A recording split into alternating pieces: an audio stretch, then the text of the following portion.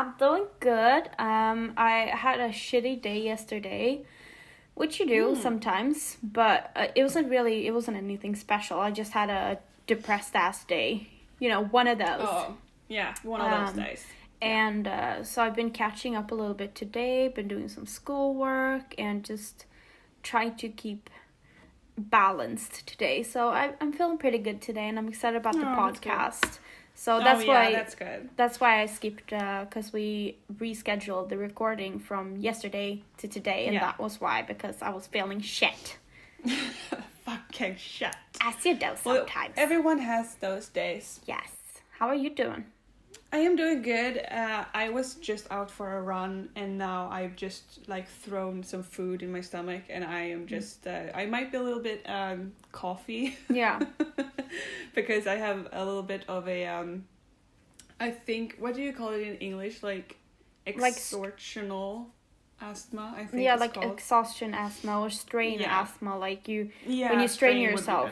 When you strain yourself, you get a bit of an asthmatic reaction.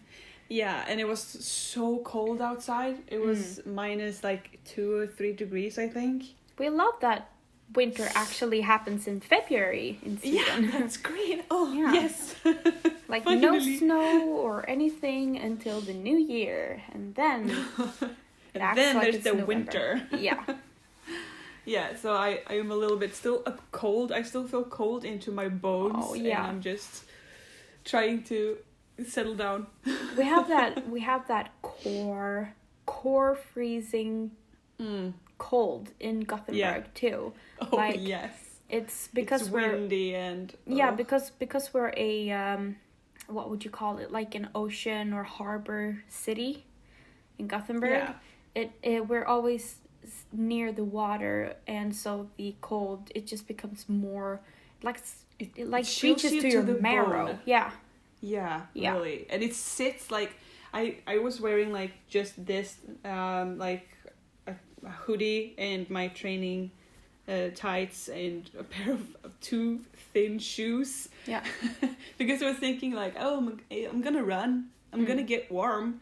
No, I did not get warm. My mom's ex is from Luleå, which is up in the north, and she always says the cold is so different because you can basically walk out in your underwear and not freeze that much when it's minus 30 up in Luleå. So strange. But here it's you can't walk outside if it's below zero Celsius, because it kills you. Ooh, I'm getting chills just talking about it. Yeah. So I definitely understand. Again. Yeah, I'm sorry. Yeah, no. I think I'm gonna have a bath after this and just sink myself into hot water. Yes, love that. Yes. So what's your Prattle Potion for today? Something hot? No, it's something cold. Why? That doesn't make sense. Because I'm really into this drink right now.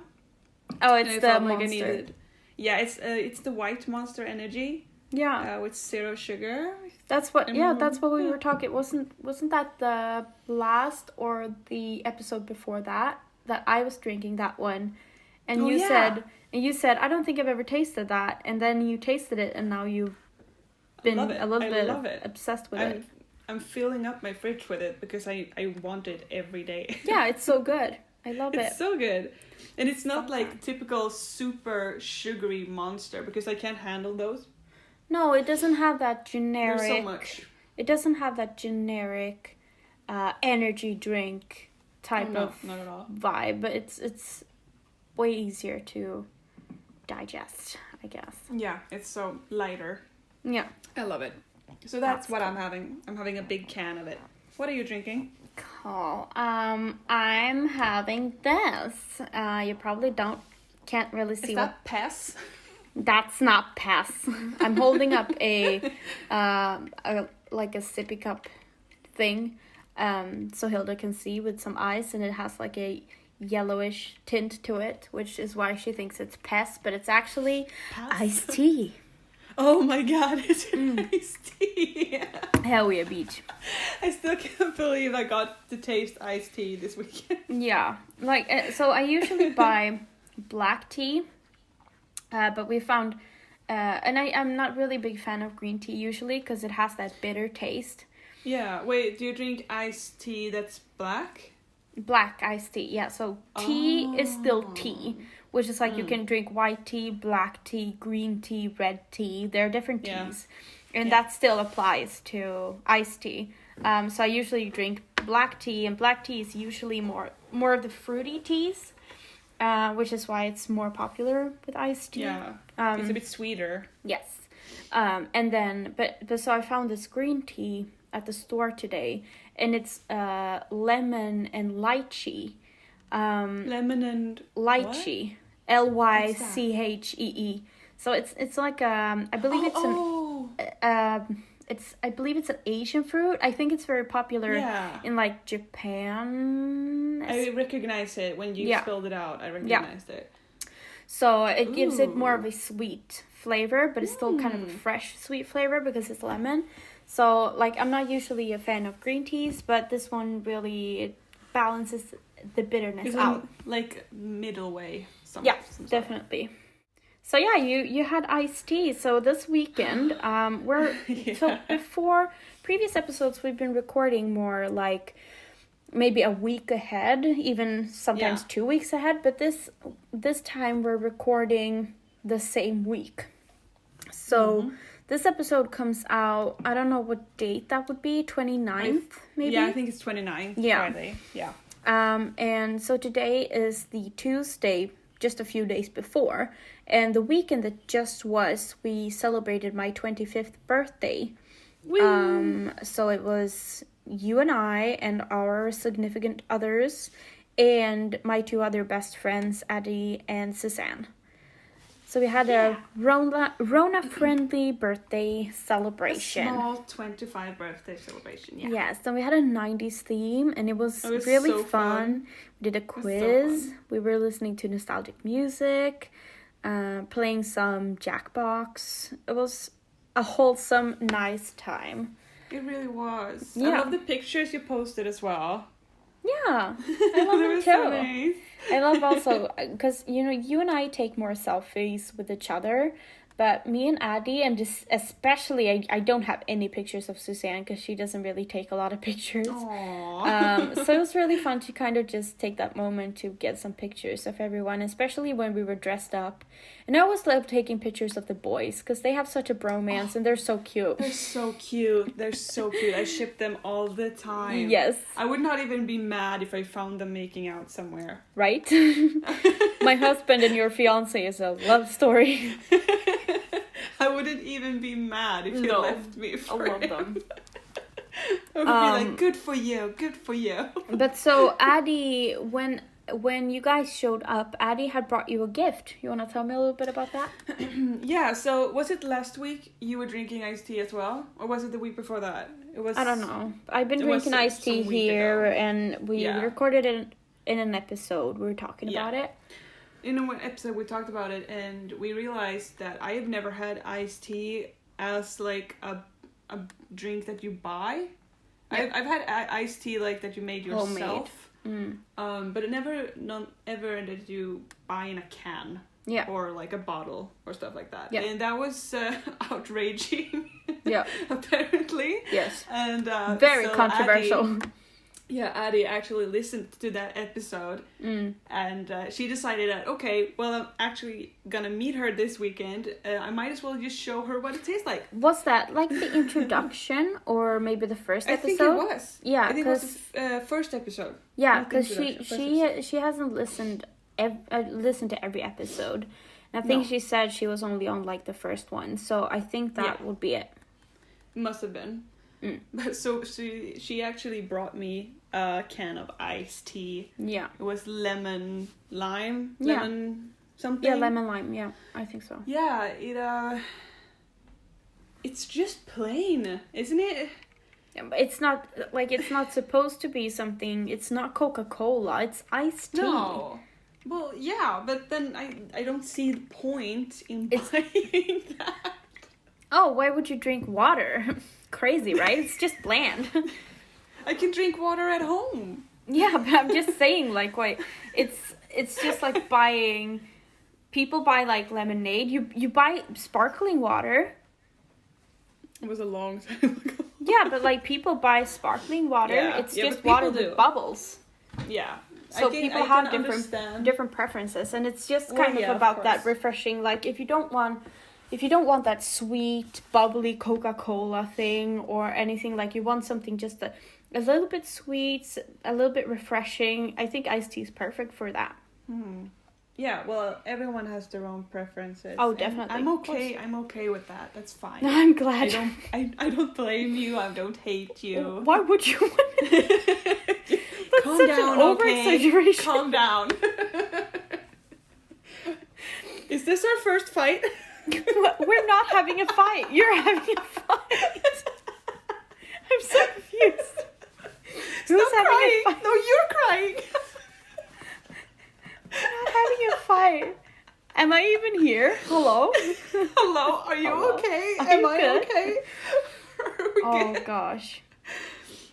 So, you tasted iced tea. Okay, we just have to agree to disagree.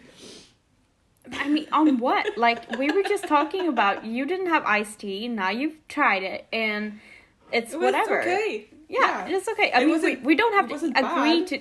We don't have to agree to disagree on anything, because we're not disagreeing. I haven't said that you have to like it. I was so surprised that you thought you never tasted it or had it ever. Yeah, okay. So we don't have to agree to disagree, because there's no disagreement happening. We can agree to disagree that we don't have to agree to disagree about us fighting. But aren't we agreeing on that? So why would we have to agree to disagree? Hello? Are we disagreeing? I'm so confused. Why are we making this worse? What's happening? I tasted it. It was okay. Yeah, great. There you go. Yeah. Let's move the fuck on.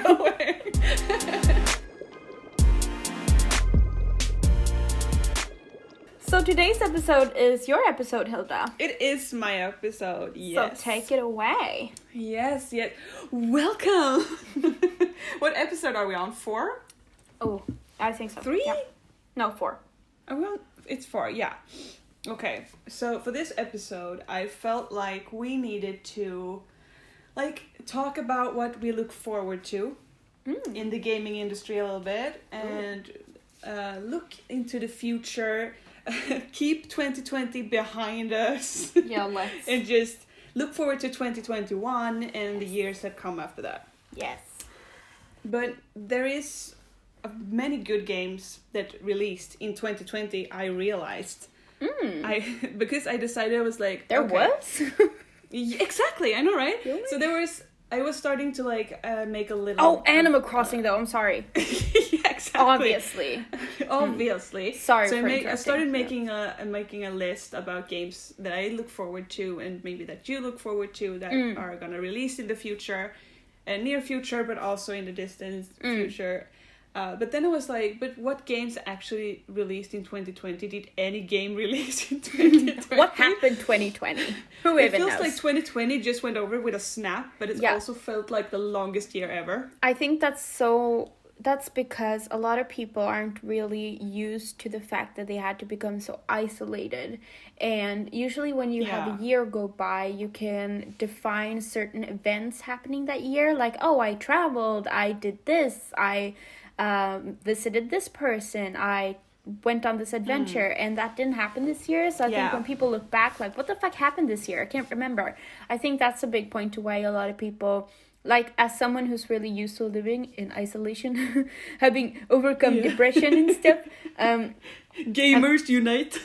I'm more like used to that, but so for me it's been an eventful year, and I don't think it's been like too fast, but I definitely understand why people feel like that. It's been a chaotic year. Yeah, it's been. Yeah, but so, like you said, Animal Crossing New Horizons released in what was March. It? March. And that's obviously a big game for us.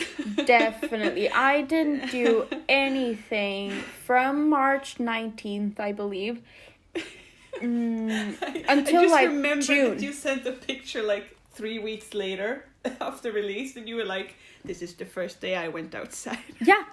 No, like, honestly. And that's like, not even a joke. No, it's not a joke. It's not an over-exaggeration. I don't like going outside much. And so for me, not stepping outside in, like, a week, it's not that strange.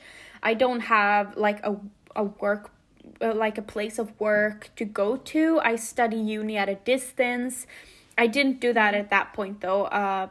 But still, like, I was unemployed at that point. And my husband, he usually did the grocery shopping on his way home because he was studying at that point, not at a distance. So me not stepping outside, it wasn't really that strange. And I did not do that for about 2 weeks, I think. Even to, like, go to the grocery store, not to just take a walk. Nothing. No. And I mean, that was pretty consistent. Yeah, that was pretty consistent too. Like March, April, May, maybe up until June too. And probably only reason I started stepping outside June because the heat wave. Oh yeah, it was so warm. Because we basically, our old apartment was pretty much a terrarium where we had windows on one side and they all beamed in with sunlight, which made it so much worse. It was awful. That apartment was a nightmare. Yeah. We had our lawn parties and all the computers. Oh my god. Yeah. Nightmare. Now we moved, so it's all good. Oh, no, it's all good. We have a new lawn party to look forward to. Yes. 2 weeks. Can't wait. Can't wait. Okay, so Animal Crossing New Horizons, obviously big deal. Big deal. Cyberpunk 2077. Oh, yeah. 2077. In December. 2077. Is that? 2077, yeah. I think, yeah. I haven't played it. It's not my type of game. Yeah. No, I don't. No, it's not my type of game really either. It should be, yes. I guess, since it's the makers of Witcher games. Yeah. And they make, of course, very good, like, RPG kind of games. But I don't know, Cyberpunk never really spoke to me, the style. It's very cool. Yeah. And it was so hyped. Yeah. And then they kind of stressed the release a bit. Yeah. So they released it broken. It's very Skyrim. Yeah. In that way. And of course, I think they're gonna release a patch that's gonna fix most of it. But it's just sad when they release such a hyped up game that people have been waiting for in, like, 4 years. Yeah. Since they, like, announced it. And then they released it broken. Yeah. And you couldn't even play it on Xbox. Was it Xbox One or PlayStation 4? Stupid. It was hardly, like, it couldn't run. And I mean, and they said it should do. It's so stupid that like, you guys have been doing this for a few years. You can push it a few more months to release the perfect game because people want that instead. Like, sure, people may be pissed that you pushed the deadline, but I'm thinking, so I don't know if you're gonna bring this up, but maybe this will be a little bit of a segue too. But Shadowlands released this year. Ooh. Yeah, it did. Yeah, so the game expansion for WoW, Shadowlands, released too, and they pushed that deadline because they felt they needed more time. And obviously we're glad they did. That it sucked because people had, like, taken time off work and stuff. Yeah. But including your fiance, right? Yeah, he had actually. Yeah. So but I mean, we're glad because we wanted it a complete game and not a laggy one. I'd rather wait, like, 2 months longer for a game that works and runs smoothly than a game that I can hardly play and enjoy because the immersive is, like, broken all the time because someone walks through a wall. It's just, like, so many small things. Yeah. Especially when they worked on a game for such a long time. Definitely. It was very sad. But of course they're gonna fix it. And I feel as you do about Cyberpunk. Like, it feels, I have this, like, I should like it because it's such a big RPG game, but also I figured out why it doesn't appeal to me, and that's because of the theme. So I love fantasy, elves, that's true. medieval, like Skyrim and stuff like that. I don't like dystopian technological future. No. Like, The Fifth Element is one of my absolute favorite films of all time. And that one is dystopian, futuristic-ish in that way. Yeah. But it's also that fantasy sci-fi vibe. But sci-fi games, they're not really my thing because I don't enjoy the techie stuff. I love the elves, and I love the bow and arrows and riding on horses and dragons and stuff. I'm not really into like, I have a robot arm and stuff. It's not my thing. It's not. I have a ship in my head. Yeah, like it's not my thing. It's kind of the same like when I say that I love like Dragon Age and stuff like that, but I don't like Mass Effect. Yeah. It's like made of the same people, but it's not. No, because that doesn't appeal like that theme. The same. No. I've played a little bit of Mass Effect 1. But I've never played more Mass Effect than that because it's not my theme. We're medieval witches. That's the thing. Hell yeah, bitch. Okay, so that game released also a very big, obviously big game. Definitely. And then I had to like minimum that list because there was a lot of games that released. Doom released as well. Right. The remastered Doom game. Yeah. Warcraft. Not the remastered, sorry. No, was that 2019? Sorry. What? Warcraft, sorry. Was that 2019? Ooh, I'm unsure actually. No, wait, was that might have been 2020? Really? Warcraft. Ooh. I don't know. No, it was 2019. Yeah, right. I'm pretty sure it was 2019. Yeah. Gosh. Yeah. Because that was a big thing, but sorry, that wasn't 2020. So yeah, sorry. Yeah, because Doom released at the same time as Animal Crossing. And everyone made fun of that. Yeah, because they did all the memes and stuff. Yes. It's very different. Yes, they did the memes and stuff. Yeah, right. You're right. Because Warcraft was 2019. Because they wouldn't have done Warcraft and Shadowlands the same year. That would be crazy. Yeah, that's true. Yeah, exactly. Oh, that would be crazy. That would be insane. Insane. And then The Last of Us Part 2 released. Oh, right. As well. Also a huge game. Definitely. I haven't played it. I haven't actually watched Let's Plays of it either. I have a little bit, but usually those very story-driven games aren't really my thing either. So. Well, I kind of like... I remember I watched Part 1, like the first game. But it didn't really get stuck with me. No.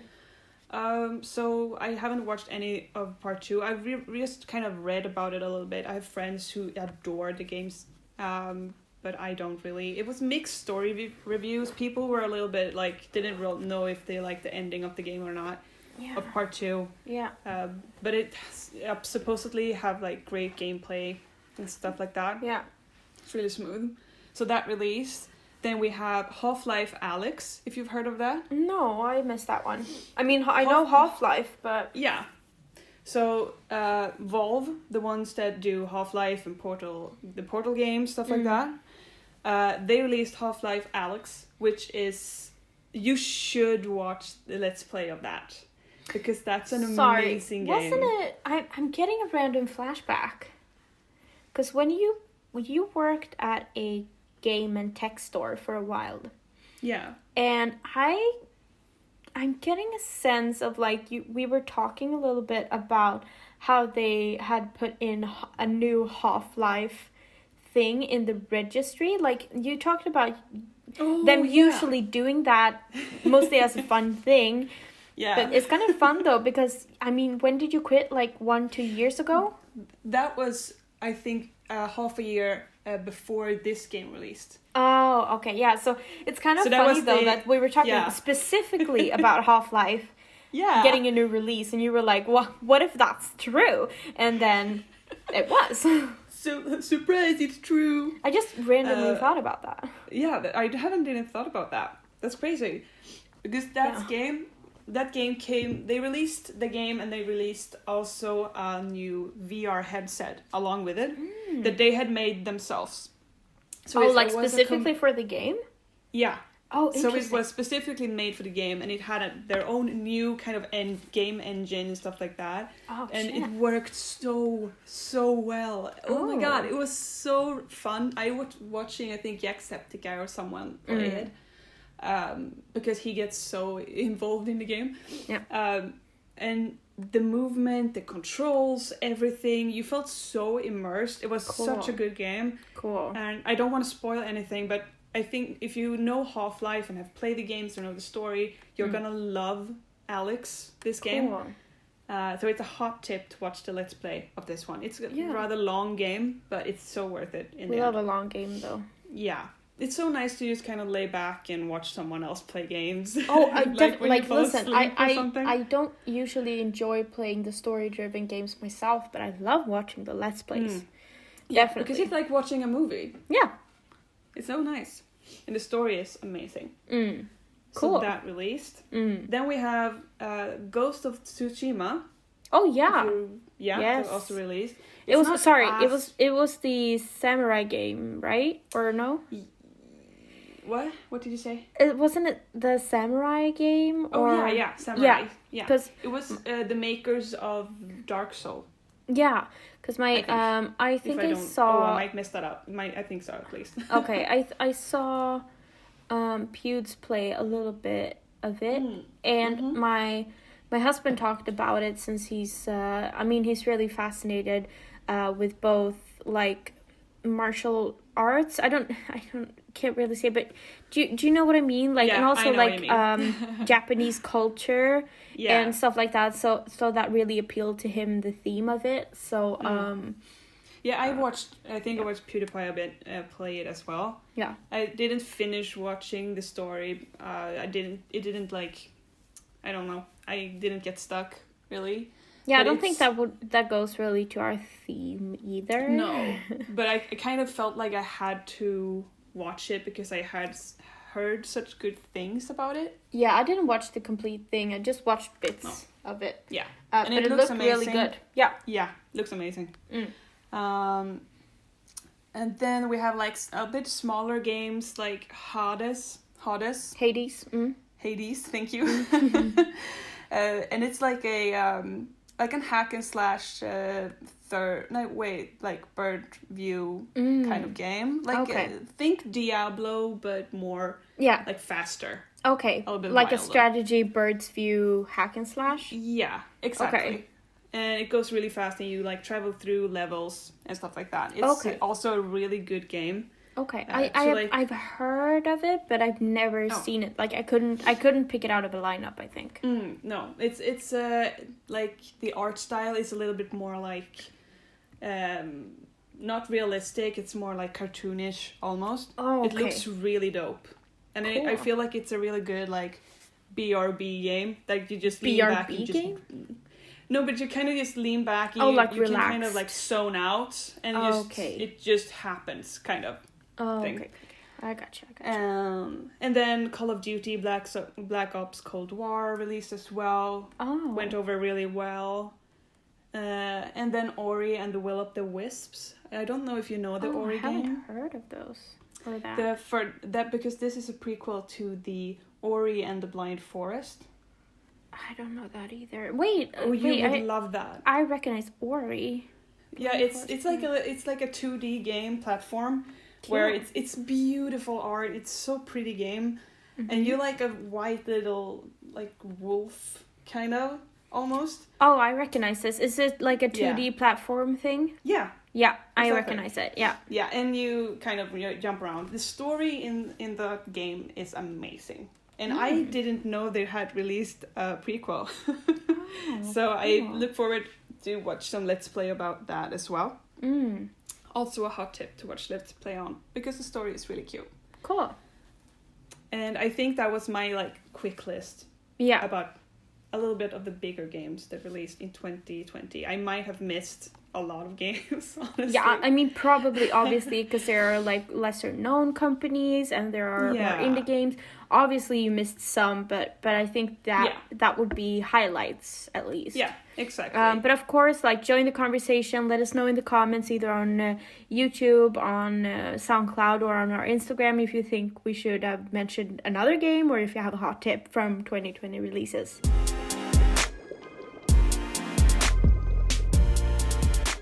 So now, let's hop into the future, I was gonna say. Oh, please. Let's do So I'm gonna start a little bit smaller and then get like build up a little bit, because most of the games that we're going to talk about don't really have much information out there. Oh, okay. So it's a bit of a speculation. Sure. And some information, and then kind of it's a bit different. Most speculation, Yeah. So I'm gonna start off small, and then we're gonna build up, because the last game I'm gonna talk about, there's a lot. Oh shit. And that's one of the holes I fell down into when I was researching this. Cool. Okay, but so let's start with like the obvious. What date is it today, Leia? I don't know. It's 26th. Yeah. January. Yeah. What stuff pack releases today? Paranormal. I'm buying it later and streaming it on Twitch. Twitch.tv/Ravendaughter. If anybody wants to join me. Free promo. Yeah, speech. On my own podcast. Yeah. Yes. I'm gonna go watch it. Yeah, of course. Well, I hope so. This is the first stuff pack in like a long time that I'm actually interested in. Yes. I'm so excited. So I'm scared because I've stayed away from watching YouTubers and stuff because I want to experience it for myself. So I don't know a lot about it. I've seen the trailer and that's pretty much about it. Oh, so you haven't seen like the create a sim options or anything that? No. I've seen what's in the trailer. That's it. So I've like been like, oh, that's a new hairstyle and stuff, but I haven't gone through the content. Well, I'm not gonna spoil anything really about it. Don't. Anything but, you know, Bone Hilda. Yeah, and I'm excited. I still don't know if... Can you at least tell me if they fucked her up? She looks great, honey. Yeah, but can she be a part of the household and clean, or is she an NPC that just walks around in the background and can't do shit for you? As much as I watched, I haven't seen her be a part of the household unless someone adds her. That makes me nervous. But you can't... I know that you can't summon her the first thing you can do. She's not in that coffin shaped wardrobe that she usually is. But she is a part of the summoning table, or what do you Interesting. say? Seance table. Seance, thank you. So you kind of have to level it up. Seance. Not science, because that's what I said. Seance. Science. It's a science table. She's alive. Went from Frankenstein, like paranormal, to Frankenstein real quick. Yeah, but so you kind of have to level up the occult skill, I think. And you'll see what you get. I'm okay with that. Yeah. I'm excited. Like, I've done no research, like, deliberately, because I don't want spoilers. I just want to know if I can have Bone Hilda, but... yeah, you can. We're getting there. We're getting there. Yeah, and you can add her in the household if you cheat. Oh. Well, and I don't know if you're able, like, in higher level, able to add her in-game, sort of wise. Because I haven't seen anyone do that yet. Yeah, we'll see. But we'll see. I'm excited. And of course, it's the occult, and it's ghosts, and it's, like, haunted houses. Yes. We love. I can't wait. And the clothes. Yes. The furniture. Like, I'm already in love with the table. There's a lot of good desk. furniture. Ooh. And also the decorations. Like, there's like a skull or a ghost or something in like a glass container thingy that I think is really pretty. There was a lot of beautiful things that you could add. I'm excited. The clothing, I think, was really hit me deep. Yeah. There's so good clothing in there. You're gonna really love it. I'm so excited. I wrote down a word that kind of describes the clothing. Do you want to hear it? Sure. Cottagecore. Oh, hell yeah, beach. Because I heard right you say it, and I was like, this is that. When did I say cottagecore? Oh, you said it a few times. Oh, I'm sure I have. Don't you remember when you bought that skirt and your witch hat? I think you said it too. Oh, okay, you called that. Yeah. Yeah, maybe I did. It's so natural to you. It just happens, you know? Yeah. Because I try to, like, I love the cottagecore aesthetic, but I'm more into goblin core. but it's usually easier to describe it as cottagecore to people. But I love goblincore more. Goblincore? Yes, so that's pretty much. I have not heard about that. No, it's a more niched genre. But it's more like cottagecore, you know, it's like a cute cottage, blah blah blah. But think that but like darker colors, like a moss green. No, but think more like a moss green and dark wood and maybe more clutter and stuff. Like the Evil Witch of Oz. No, I don't know. I can't really say that. Think more like cottagecore is more maybe a cute cottage on a field, maybe. While I see goblincore as more like go down to the stream in the mossy forest. So it's like it's more. I feel like I think about trolls, like Swedish trolls. Yes. Thing, kind of. Okay. Goblincore. Yes. So it's more then trolly. It's more knickknacks and more like having like a skull isn't really cottagecore, but maybe a skull could be more goblincore. Okay. Does that make sense? Yeah. We came off track a little bit. Sorry for the goblincore cottagecore discussion. No, we needed to clarify that. It's fine. Yes. The only thing that I found with the stuff pack that was a little bit confusing is how you actually start doing occult stuff. Ooh, okay. So far, that's the only thing I've seen that people are a little bit like confused what about. Do I do? Oh. How do I do stuff? But people figure it out pretty fast when they find the objects. So that shouldn't be a problem for you, I think. No. Okay. I'm excited. Should we hop on to the next one? Yes.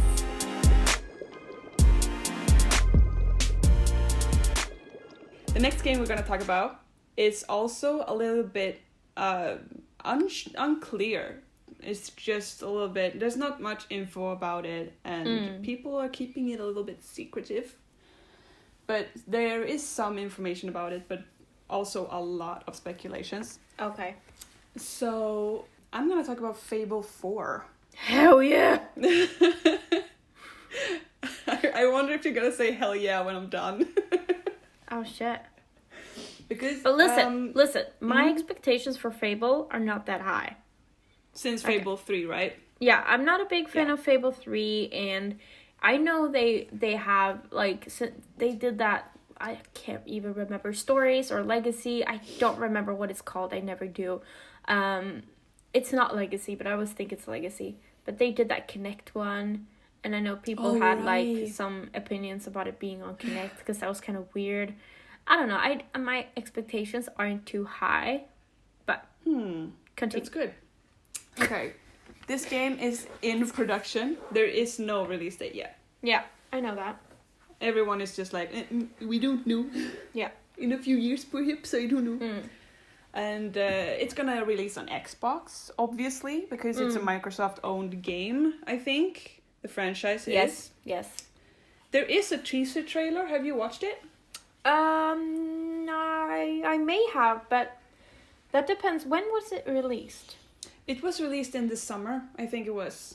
Yeah, I think I watched that, but I can definitely not remember. It's very short. Yeah, I can definitely not remember anything. The like concept. It's animated, of course. It looks amazing, but it mostly like shows the scenery. Yeah, like a concept. Yeah, I may have watched it. Yeah. But they also in the teaser trailer they talk a little bit. And I actually wrote down what they said. Because it felt very Fable-y, Fable-esque. Yeah. And it didn't really give off any kind of information that we didn't already know, but I felt like I needed to quote it here. So in this really beautiful trailer, there is like a frog, there is a fairy, and you see the city of Albion. Did I say that right? Yes. Yeah. In the far now distance, I remember it with the frog and the fairy. Yep. Yeah, Sorry, and it looks really pretty. And then there's a voice that people say is recognizable. So I take it's the woman from the other games that do voiceover. Yes, it's Teresa. Oh yeah, that makes sense. Yeah. So she says, The world is filled with stories of legendary heroes and treacherous villains, of fantastical creatures and wondrous places, where nature and magic live in perfect harmony. Not all stories have happy endings, but yours has yet to be written. That felt very Fable. That sounds like pretty much everything that's been so far. Yeah, it just felt like very Fable. So when I like watched the teaser trailer and when I like read about shortly just read about it, I was like, oh, this looks like it might actually be something. Be cool. Maybe it might actually be good. Yeah.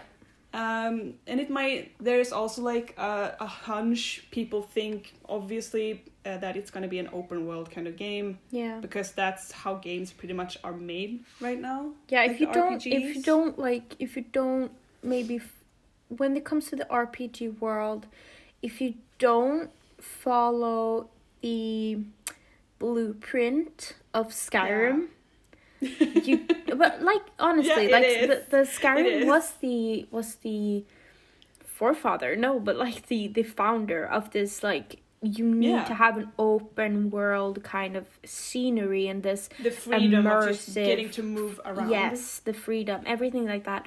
Like, I definitely feel like that was the blueprint for that becoming so famous. So I think that definitely is like a predecessor that you need to watch. Yeah, it's just like you have to have it be an open game. Yeah. Open world. And especially also since, if we talk about Fable 1 and the jump They are pretty open, aren't they? Yeah, but like if we talk about the jump from Fable 1 to Fable 2, Fable 1, it was open in one way, but not really, no. Was it more like Dragon Age Origins, perhaps? That you had these small places to move through? Yes, it was more like, I leave this area and I get teleported to the next area, and it's this pretty much invisible fence or terrain that you cannot pass. Like that was Fable, like a lot like Origins, and that was not the case in Fable 2, but it was almost kind of the case, but it was just way bigger areas, like a classic RPG. It wasn't like Skyrim, but I feel like that would be a natural next step for them to take, because they did kind of the same way in Fable 3 too. Yeah, I feel like it's pretty the same steps that Dragon Age did, because Origins was also like invisible walls, invisible like fences, more confined, stuff like that. Yeah. And then Dragon Age 2, they did the areas bigger and they kind of stretched that out. And then in Dragon Age 3, Inquisition, it's more of a big open world kind of style. So I feel like that's kind of the same steps they're going to take with Fable 4. So it feels like a natural next step for them to take to open the world enough. Yeah, definitely. Yeah. So what I thought was kind of funny with Fable 4, I don't know if this happened as they made Fable 3, but they changed the developers of the game. And I don't know if that Fable 3, if they changed it for that, but I think they did it for this game. Again? Or did they change from the originals 1 and 2 to when they made 3? Do you know that? I do not know that actually, because I don't think they did. I feel like 1 and 2 definitely was made of the same, and maybe the third was made from different one, but I'm not sure. Because honestly, they speak about, I think Fable 4 is made, it's made of a new developer, and I just thought it was very funny. They are called Playground Games. Okay. And they develop the famous car game Forza Horizon. What is that? Yeah. I just wrote know what that is. Developer for the Forza Horizon games. The fuck? The fuck? Because so it's a developer for a card game is gonna do car. Oh, car. Sorry. Okay, I thought it was like we were talking like a Hearthstone situation. I was No. It's a car game. Okay. And it's a really good car game. You know. But it's a car game. Exactly. They do amazing scenery. They do like great scenery. But I'm a little bit unsure about that choice that they made. Because, because they make car games. Yeah. Just was strange to read about. And so I actually also found one of the original developers for the Fable games. Yeah. Who they are not very convinced either, of course. Yeah. Lionhead or no? Who? I just found the name of the co-creator of Fable, Simon Carter. Okay, because I think Lionhead Studios did Fable for a while. Yeah, I recognize that. Yeah. Yeah. But they also have really mixed feelings. Yeah. And Simon Carter put it quite well, because I haven't played Fable, but I've seen you play it a lot. Yeah. It's a very strange fantasy game in the one way. It's a lot of lore that you have to put yourself into. Yeah. And he kind of put it in that kind of way. He said, on the one hand, it's great for the UK game industry, and and it's very pleasing that Fable isn't dead. Indeed, it would be lovely to play one as a punter without coming out in hives. On the other, it's a little bit curious to get rid of the team that is uniquely expert in making Fable and then try and make Fable. Fable is a weird game and a tough one to deconstruct for a new team. That said, the team in question is very talented, and I'm sure they do a fantastic job. And yeah. It's always scary. It's always scary when one of the creators are unsure of the future of the game, like when they're kind of scared about the direction it's headed. Because I think also there was a Fable game that was in the making a while back, and I believe that was cancelled. And I think that was supposed to be a bigger open world-ish kind of thing. And they canceled that, so I don't know what's happening. Like, I think Fable's on thin ice. And I hope that these new developers give it new life and not kill it. Yeah, maybe it's like the right thing to just get new developers and just redo it all over again. Maybe I guess we'll see. Become great. Yeah, or maybe we'll have a Fable car game. I don't know. Yeah, I guess we'll see.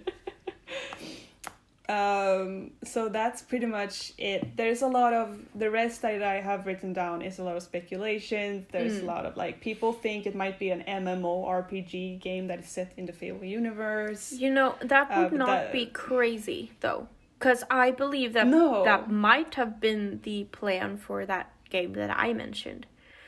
The way they would have to do that is set it at the time that Fable 1 was set, or maybe before that, like a prequel, or after everything, and that you would maybe have built up the Hero Academy again, because I can't really see how there would be so many heroes, because obviously everybody's going to play a hero, right? I don't know. Obviously. So that would be kind of, because it's obviously, a big step. because obviously, say Skyrim and stuff, you're meant to be the Dragonborn, and it's kind of a, you're the one. Yeah. And then that, even though Elder Scrolls Online is so good, you don't have that, you're the one. But then some quests you have that you're the one, because you have that dude with the lore, the dude with the, Cadwell. with the bucket hat. Oh, well, yeah. When you go into that realm and all that, you're supposed to be, the one, but then that everybody else is the one, too. I think that is such a weird concept to bring into an MMORPG, because not everybody can be the shit, but also, WoW does the same, so, I guess that's fine. Yeah, but I feel like in Elder Scrolls, when you do those quests, you usually do them alone, you do them with someone else. There's, solo dungeons kind of style. Oh, so yeah, definitely. And you do that in WoW too, when you do you're the hero here. Yeah. But I still feel like it's such a weird concept, because you don't really get immersed in that way, because when you're the one in Skyrim, you are the one. You don't know that everybody else running around is actually also the one. You know what I mean? Yeah. No, I know what you mean, because I guess that Fable would work for Fable, but I don't know. Fable is, but it's so centered around the hero in a way, isn't it?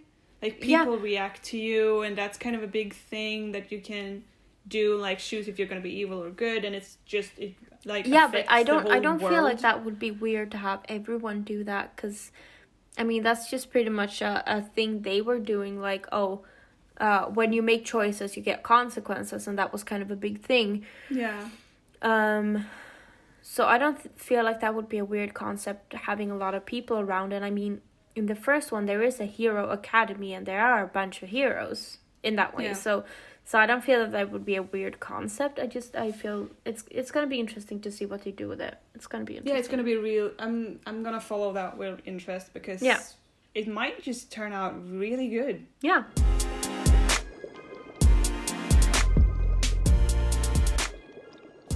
Okay. So we're gonna put Fable behind us. Yes. We're gonna run into Dragon Age 4. Of course. This game is so secretive. Oh shit. Oh shit. I have, like, all of the information that I was, like, gathering, they really just don't want to give away anything. Wow. They have been so, like, shush about this game for some reason.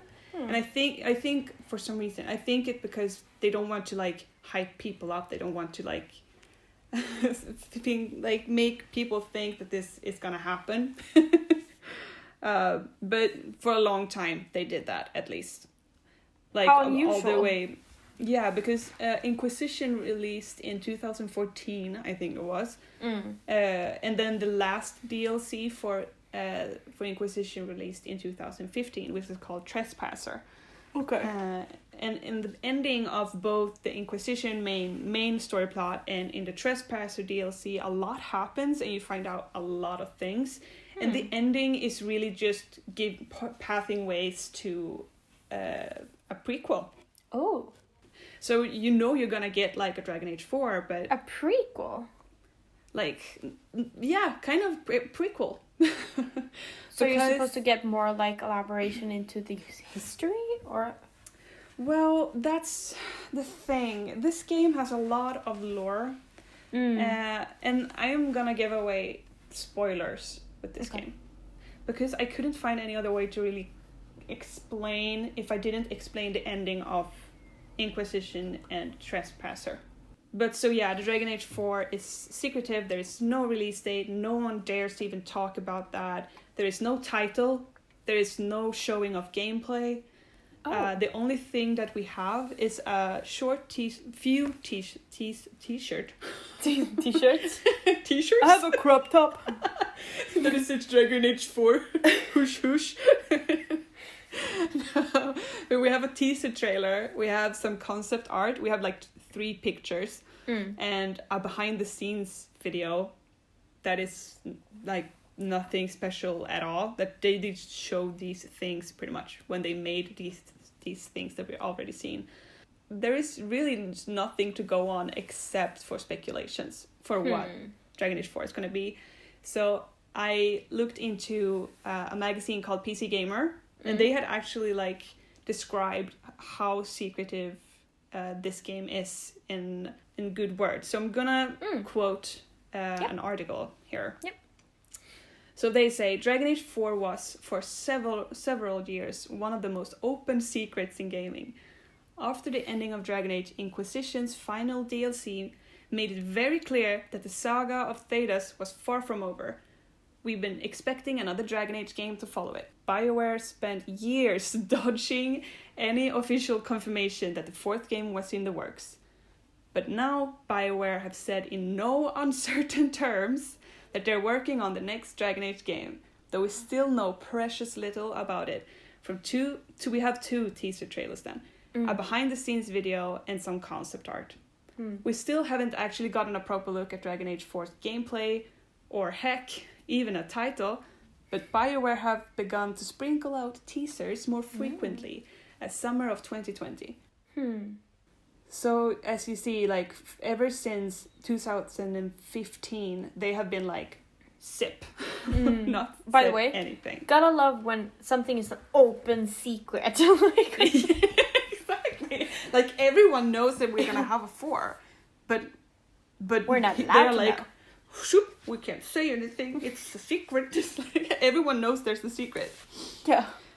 but they know the secret. So funny. So, like they mentioned, we got to see the first teaser trailer during the Game Awards in 2020 this summer.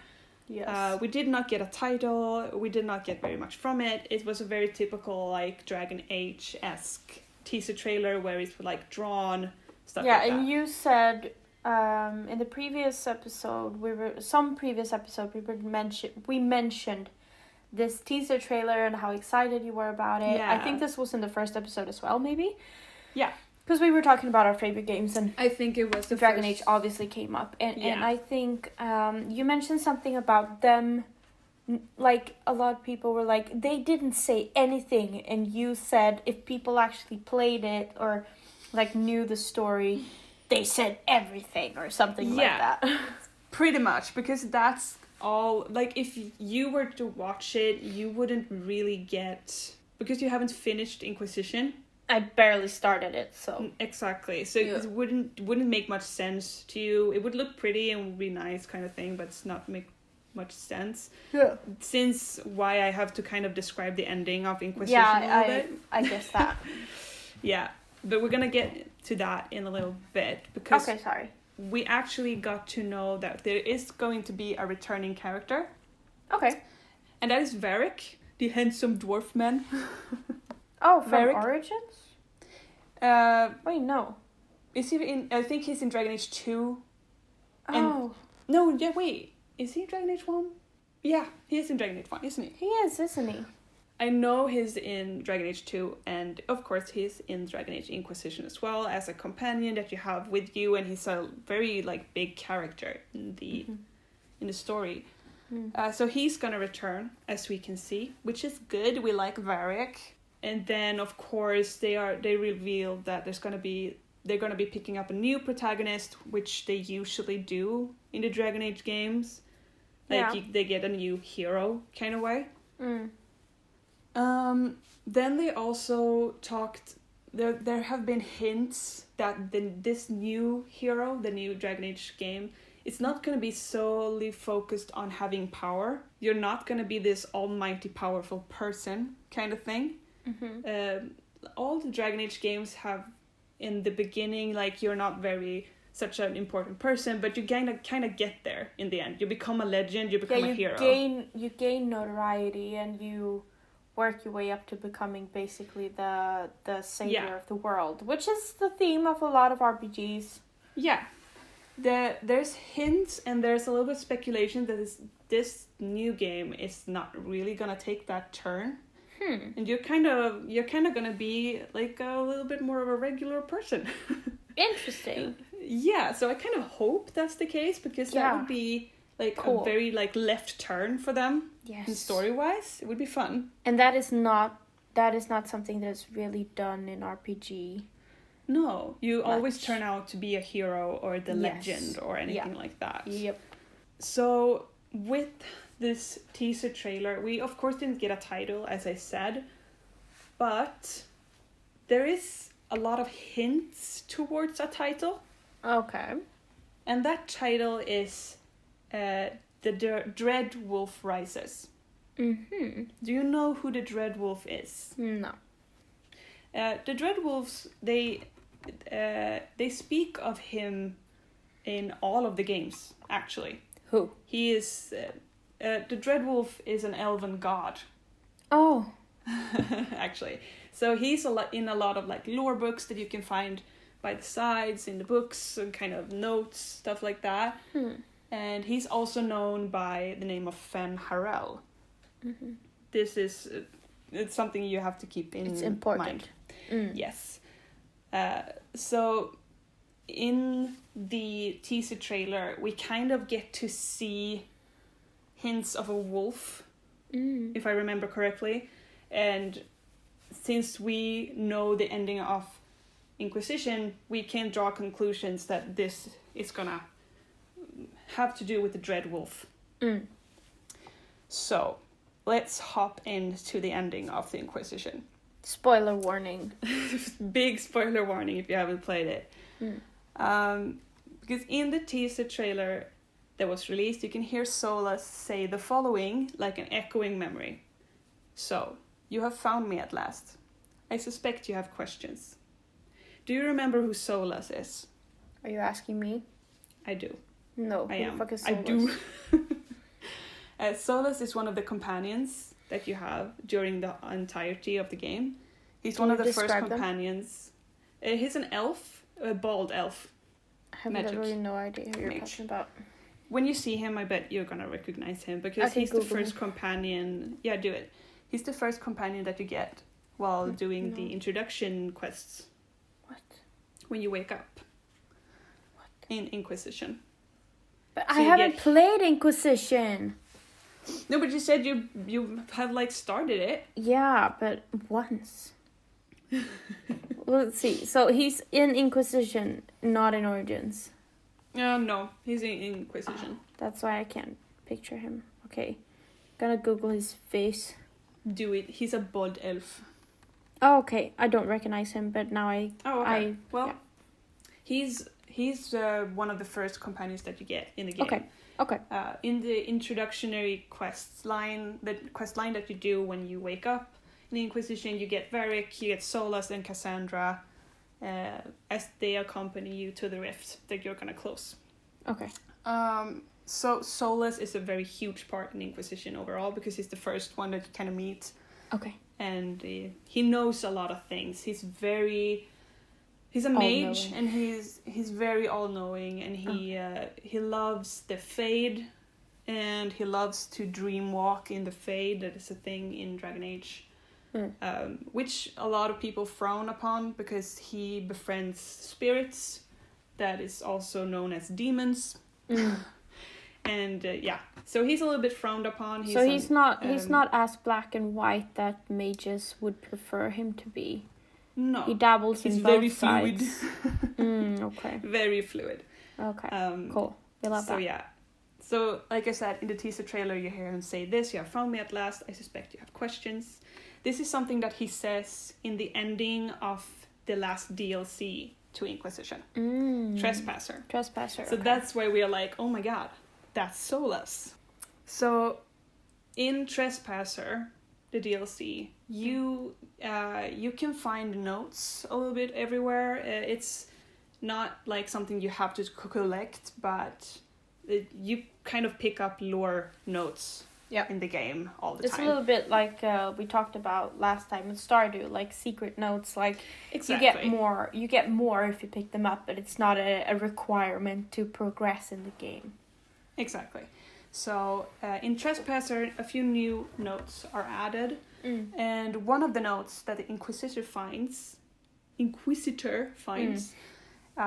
says this. So I'm gonna read a little bit of lore to Dragon Age. There are gonna be a lot of words that we don't have to understand. Okay. But we're gonna remember a few words, names especially here.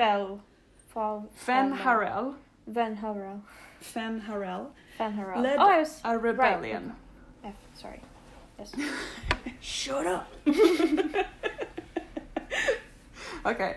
Fenharel led a rebellion against the other elven gods, known as the Evanuris. His original name, however, was Solas.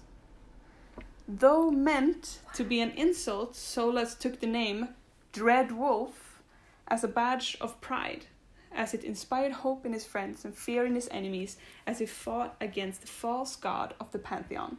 In reality, mortal mages called the Evanuris. What? So. Wait, so Solas is a fucking god? So yes, he is the fucking god. Apparently, it's a fucking god. In the end, because this is in Trespasser, right? This is after the Inquisition has done its thing. Because in the end of Inquisition, it ends with when you're gonna fight Corypheus, the main bad guy. You find out after you've killed him that Solas was the one that gave Corypheus the orb that created the big rift in the sky. I'm getting wow, okay. This sounds a lot like Fable 2 at the moment. Oh yeah, I think I read a little bit about that too. Yeah, there is a big correlation of your basically most trusted mentor, companion, starting off the whole fuckery that pretty much sets you out to become who you are, and it's a whole shit mess. Yeah. The thing, when this happens, you can either, of course, decide if you're gonna get mad at him or if you're gonna be like, oh, I understand, or whatever. I was mad. I was like, how could you do this to me? I can't ever trust you again. But he never really says anything more than that. He just like, this is the orb of Fen Harel. Pretty much. And we know now that that's him. So he gave Corypheus the orb. I'm not gonna go into the details of why he's doing all of this, because there's a lot. I guess I could just like short it up by saying that he, of course, is a god. He's very old, and he kind of wants the world in a certain way. He created the Fade. That's why he loves hanging out there. Yeah, because that's his way of escaping the world, pretty much. And he kind of wants to create the world of Thedas into something of when the elves was in their pride, kind of. Oh, okay. A little bit racist, you know? Yeah. Full on fascism and all that good jazz. Exactly, gotcha. All of that. So with all of this information, we can kind of conclude that, okay, you know, he's probably something has to do with the Dread Wolf in this new teaser trailer. And like I said, the note we find in Trespasser kind of pretty much identifies him as this god. And you get, if you find all of these notes in Trespasser, you get the availability of choosing a conversation with him to actually like put him against the wall and tell him that you know all of this, and then he kind of explains. He's not denying anything. He's kind of like, oh yeah, sure. In the end of Trespasser, like I said, it's the ending of everything of the Dragon Age 3, so they kind of felt like they needed to end it, which they very much did. You fight against a few of the Kunari in Trespasser, and when you have fought the final boss, she barely like survives, and she escapes through one of these mirrors, the Illuvians. This is like a mirror that it's like teleportation method. But wait, so who's she? You said she, the Kunari? Like she's a Kunari leader that you fight in Trespasser. She's the villain of Trespasser, pretty much. Okay. So when you're right about to kill her, she's barely alive. She escapes through one of these teleportation mirrors. Gotcha. And you follow, as you do, but you follow alone. And you get into this like kind of empty space where you find Kunari after Kunari, these fighters, these warriors, frozen to stone. Oh shit. You're like, oh shit, what the hell is this? And you walk forward, and then you see this Kunari leader, the villain, talk to Solus off in the distance. You kind of stand off a bit, and you can hear that they don't get along very well, and Solus tells this Kunari leader to leave him alone. He turns around, and she's raising her spear, right about to pierce him, and then she turns into stone. Solus got that Medusa action going for him. Fuck yeah, he does. He's just missing like the snakes on top of his head, really. Yeah. He's bald instead. Yeah. So then you walk up to Solus and you're like, dude, what the hell? What are you doing here? What the hell? If you didn't know, I'm simplifying this conversation a lot. No shit. I would love a dude, what the hell option, honestly. Dude, what the hell? Dude, what the hell? So yeah, while you're standing in the empty space surrounded by the teleportation mirrors, the Illuvians, Solus reveals that he wants to remake the world to how it was before he created the Veil, the Fade, many, many decades ago. And he's really against the Qun, like the Kunari. Hence why he was standing there talking to this villain lady. And so he joined. He did like kind of describes why he joined the Inquisition. He felt like that was the only way for Thedas to actually have a chance. He wanted the Inquisition to rule before he then wipes it clean off, pretty much. Okay. And create everything anew like he wanted to be created. Okay. As clean they talk, slate. Exactly. So as they talk, the Inquisition's mark upon their hand, like the rift mark, begins to like act up, and they're in a lot of pain. They're screaming, like they're almost gonna die. They're gonna die, pretty much. So you're kind of like staring at your mark, and it's like going wild. It's growing. It's crazy, and Solus decides to save the Inquisitor by chopping off the Inquisition's arm, and then he turns around and leaves through one of these teleportation mirrors and destroys it after him. And that's the end of Trespasser. Oh, shit. So you're kind of like, what the hell? So he's very like chaotic gray. Yeah, but also like, why would you save just the Inquisitor? Like, why even start this whole thing? Insane. Yeah, so that's like, we don't have any information about what Dragon Age 4 is going to be about. Except for that. The teaser trailer. Interesting. That reveals Sola's voice and reveals the Dread Wolf. Hence why we have the perhaps title and perhaps like the main villain, or at least main part of the game. Yeah. And that's all we know for now. Interesting. I love the Dragon Age and Fable correlations we've got going here with Solus and Theresa, and how they act as like your companion / mentor, but then also turns out they set all the wheels in motion, and how they are the narrator of the teaser trailer, and the correlations are that's so close together. Yeah, it's crazy. With the teaser trailer of everything. Yeah. That's so weird. True. How did you react, like, when you played Fable and you figured out that it was Theresa? Like, how did you react? Do you remember that? No, I don't think it was such a... Well, okay, so I'm not entirely sure that you actually find out in the game that it was Theresa behind everything. Okay.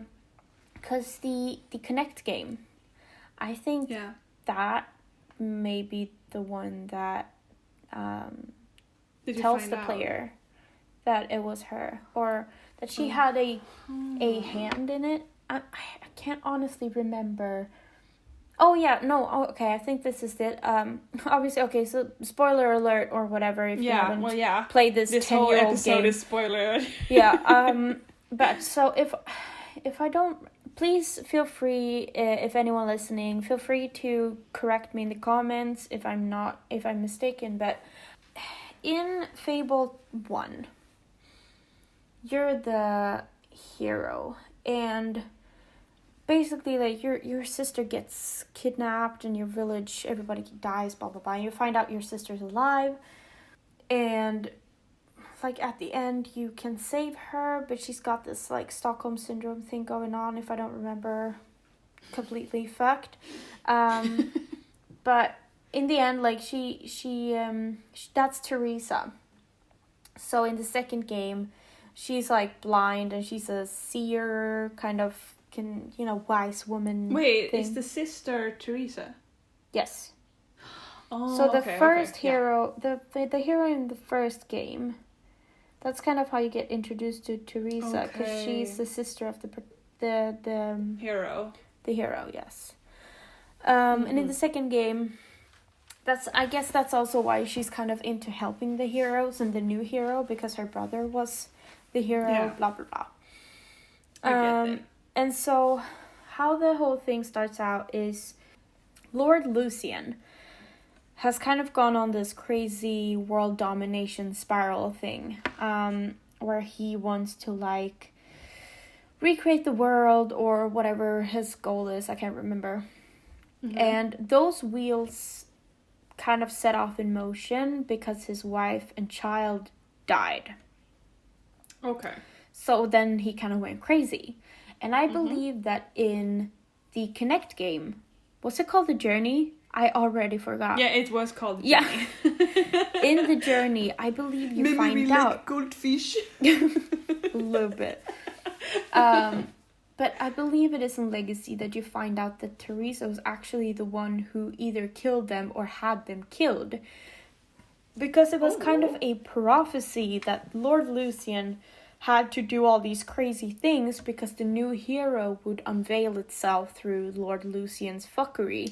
And they wanted like the hero. Crazy religious lady. Well, not crazy religious. I think it's more like the heroes had died out. Between the first and the second game, the heroes were non-existent. Oh, okay. And I believe that Lord Lucian, he also knew of this prophecy. Like, it was destined for a hero to stop him. So he started, like, wiping out people and, like, killing babies or whatever. I can't really remember. And so that was kind of the thing. Like, she set Lucian off to do all these fucked up things because it was kind of a prophecy that the hero would prevail. Yes, they would prevail over Lucian, and that would mean that there would be a new hero to the world, and that would mean that the heroes could come back. And I believe that was her end goal. Like, yes, all this shit has to happen for a new world to flourish. Okay. So that's kind of the gist of that, and that's. But I don't think you get to know that Teresa had a hand in it the way she did in the game. I believe that is unveiled in the Journey. Yes. Okay. And I've not played the Journey, but I've read like lore, and they're like, yeah, you find this out in the Journey. Yeah. Oh, okay. Yeah, well, yeah, because it's very close to what we think the Dragon Age 4 is going to be about. Yeah. Or at least like the ending of Inquisition. Yeah. Because I remember when I found out the Solas had done this, I was crying so hard. The betrayal. Yeah, because I had also like made him my closest companion, kind of. Not in romantic, but just kind of like I always had him with me. I always he was your fave. Like to talk to him. I really liked him. It was such a like stab in the heart. I was like, what the fuck, man? And then when I haven't played Trespasser fully. I've read about it, of course, but so when I read that, I was like, bitch, how could you? Rude. Oh my god. Crazy. Yeah. It's so crazy. I can't wait for it because the concept art, we have to put some on the Instagram story. Yeah. All of these games we have to like put up a few pictures. Of course, like teasers or concept art or something. Yeah. Because there's such a good concept art of this game. Oh my god, it looks amazing.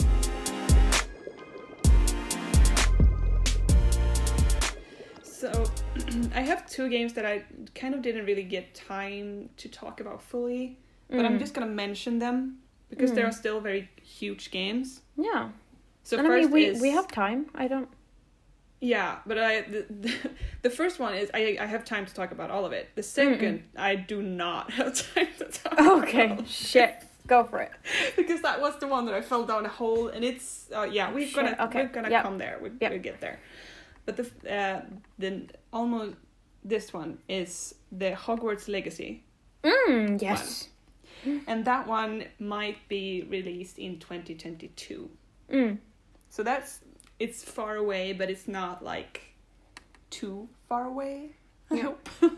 Yeah. But they haven't really released a lot of information either. It's going to be developed by Avalanche Software, published by Warner Bros. Under the portkey, like the other games I think also was. Yes. And it's going to be released to Xbox, all of the PS4 and 5 and PC.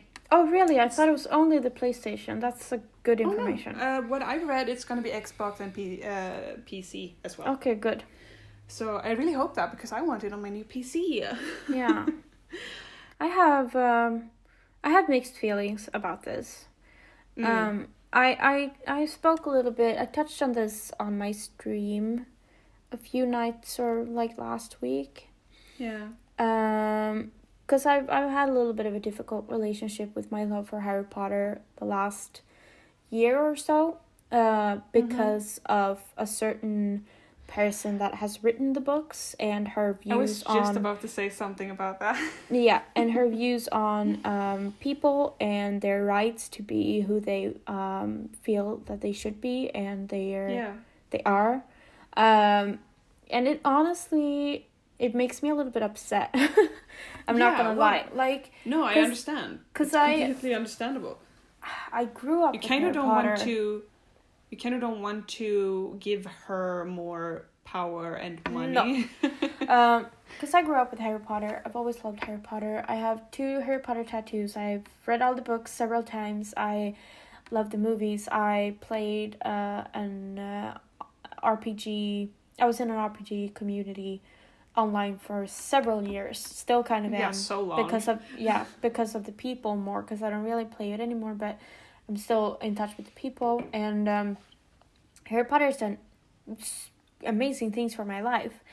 And when I was young, I wanted to be an author, and I looked up to her a lot. Are we not saying her name? No, I don't wanna say her name. Okay. So I know that I won't mention it either. Yeah, no, it's like the new Voldemort for me. I don't wanna say her name. Yeah, you know who. Yeah, you know who, definitely. It's not really a big deal to say her name. I just don't want to, because it makes me feel icky. Yeah, I get these days. But so her views are really nasty, and she's tried to save the situation and blame it on other things. I don't believe it, and there are cast members of her films that do not support her views. I'm very happy about that. I want to support them, like Daniel Radcliffe, Emma Watson. They've spoken out about her views, and I love that. But I got crazy excited about the game. It looks really good. So my interpretation of the trailer is that it's going to be a bit more open. It's not going to be like, oh, this is Harry Potter. You get to play as Harry Potter, maybe Hermione or somebody. You get to play as your own student. Yeah. It's going to be more... Mm-hmm. Yeah, it's going to be more like... I'm going to give like a short intro info. Oh, yes, of course. So I'm going to talk about that. So it's going to be more of the feeling like you get when you play the mobile game. Because I played the mobile game. I've gotten far in the mobile game. Yeah, I love that shit. I love the mobile game. Yeah. Even though it make me poor. Yeah. But so I played the mobile game, but it feels like it's going to be more of an open world version of the mobile game. Mm-hmm. And I'm so into that, because that's what I did in my RPG community too. We created our own characters in the Harry Potter world, and we built relationships. We had intrigues, we had drama, we had love, we had sadness. Because that's kind of what you dream about when you read the books, when you watch the movies, that you were gonna go to the school and you were gonna be a wizard or a witch. That was kind of the thing. Yeah, that so you that wanted feels to do. It feels like that fantasy that no one has actually done a game like that earlier is beyond me. Yeah. Beyond so me. I feel like that's kind of a fantasy that it's gonna fulfill for a lot of people, and I'm not gonna sit here and pretend like I'm not gonna buy the game. Of course I'm gonna buy the game. Obviously. Like, I'm so excited. But it's still kind of mixed feelings. Yes. About the morality of behind the game. Yes, I've definitely mixed. Well, like I trust in the developers. I trust in the process. I trust in the people that work on this franchise and game, except for the author of the original books. That's the person I do not want to support, and I'm afraid that I will continue to support the franchise in some ways, because I can't just stop. I love it too much, but I've definitely taken a step back. But it's understandable to take a step away. Yeah, take a step back from the original author of the books. And a lot of like you said, a lot of the actors, all of the actors from the movies, many are stepping away from her. Yeah. And as you should. Yeah. Of course. Yep. But so I actually found it funny that Warner Bros. Actually had to, when I was reading up about this, like I said, not a lot of information except like a little bit of a trailer and like backstory-ish have released. They were very adamant on writing this quote. Warner Bros. Publisher mentions that the one who shall not be named. You can't say her name. It's not. J.K. Rowling is not directly involved in the game's development. Yeah. They were so really funny. Like, that was like the first thing I was reading. I was like, yeah, I think they know. I think they know that that would affect their sales. Like, yeah, of course. People would not buy it if they thought they would get her money. Yeah, like, I don't want to get too political or something either, but I mean, the two people that definitely shouldn't have Twitter in this world is Donald Trump and J.K. Rowling. Like, that was a bad career move for her to get Twitter. She could have kept her shitty views to herself. So. Oh yeah, of course. But of course I'm gonna buy the game. I'm freaking excited about the game. I just don't wanna. I wanna talk. Amazing. I wanna tuck her away in a little box and forget that she has anything to do with this shit. Because I want to support. I want to support the story. I want to support the world and the magic that it's actually brought to a lot of people. And I know that it's been a big help for a lot of LGBTQ plus community members, and it's very heartbreaking for her. Which makes it worse that she has those views. Yes, because it's been a comfort place for it's been a comfort place for a lot of LGBTQ plus people to know that a lot of representation in some ways and a lot of metaphors in some ways have really reflected the journey of an LGBTQ plus person. Yeah. And then her stepping out and having these shitty ass views on people it's heartbreaking. It's heartbreaking.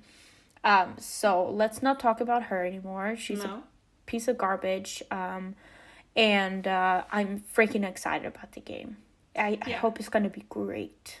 Yeah, so I've written like my own little about column. Yeah, sorry about that tangent. By the way, it got really serious. No, I felt like I wanted to address it because it's a big correlation it should be this game at this time. Since I also like involved that the Warner Bros. Really adamant on not mentioning her, I wanted to talk about it a little bit too because we can't just ignore that. No. We kind of have to make a stance upon that as well, I think. Definitely.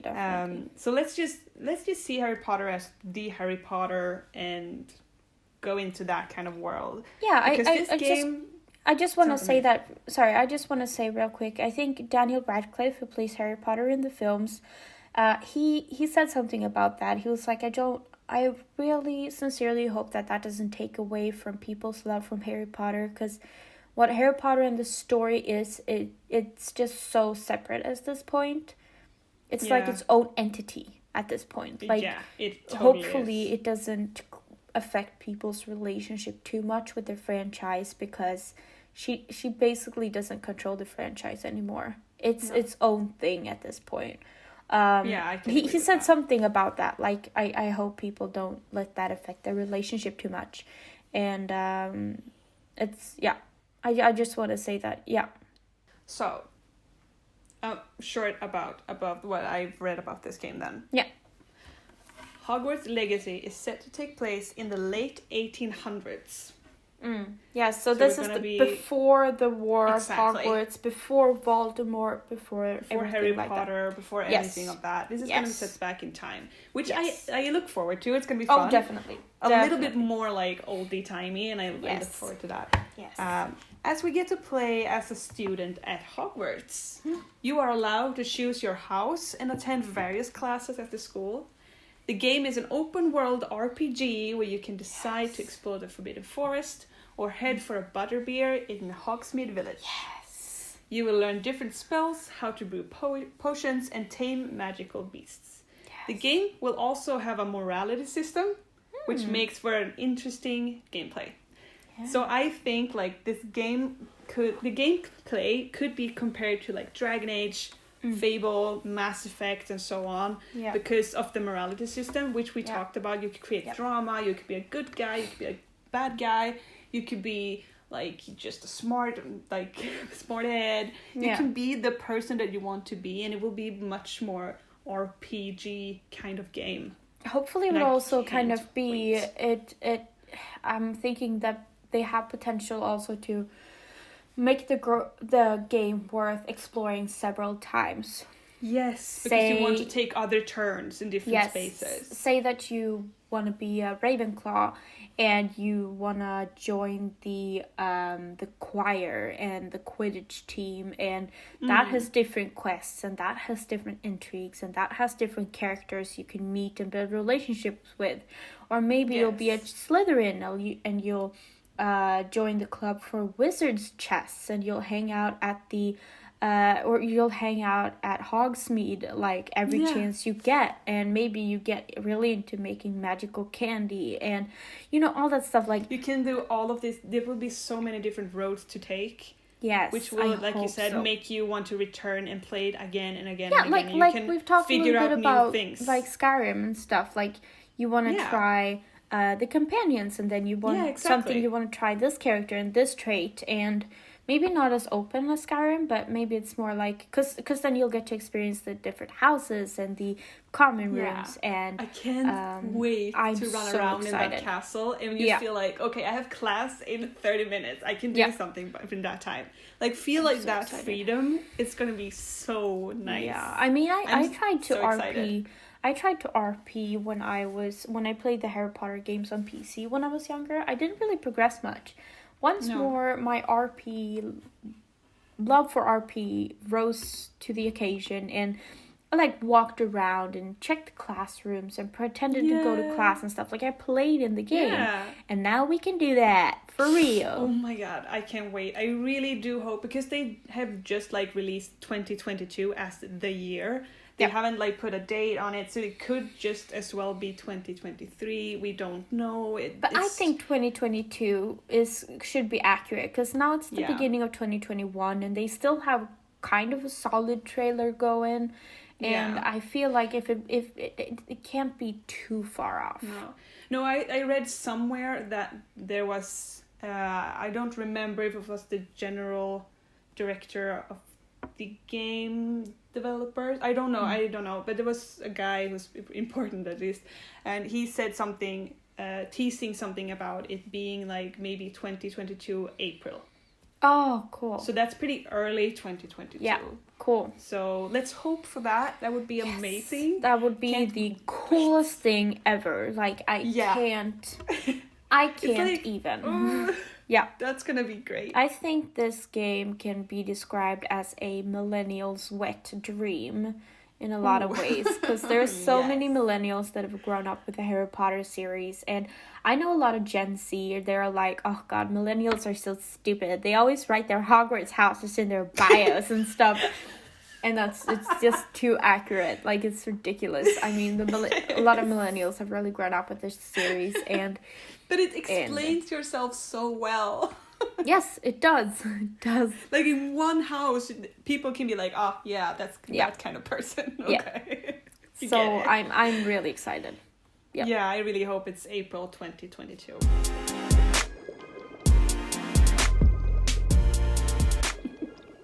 Oh gosh. There's 2 pages of this game. What the hell? Because I fell into such a deep hole, because this is also very lore based. This game is going to be released in May 7th, 2021. So that's soon. On May 7th, 2021. Yes. Very soon. 7. Can you give me a hint? This is going to be the 8th game in the franchise.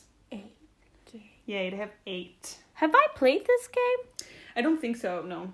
Okay, then never mind. I don't think so, but I don't know. It's a horror game, so I don't think you have. Amnesia? No, it just got a new one. 8? What do I know? No, but it's the new Resident Evil 8. Oh, Resident Evil, of course. No, I've never played that. No, I haven't played it either, but I've watched every Why are you so excited? let's play of every of the game and the story. I've seen all the movies. I've never seen the movies. And I love this story. It's so cool. And I didn't really know that Resident Evil 8 was even in the works. In the I making. I didn't follow it really. But then I saw that they had released a demo for it, which they usually do for all of their Resident Evil games. A few months in advance, they release a demo to showcase their engine, their controls, showcase few new characters and stuff like that. And I watched the demo and it looks so good.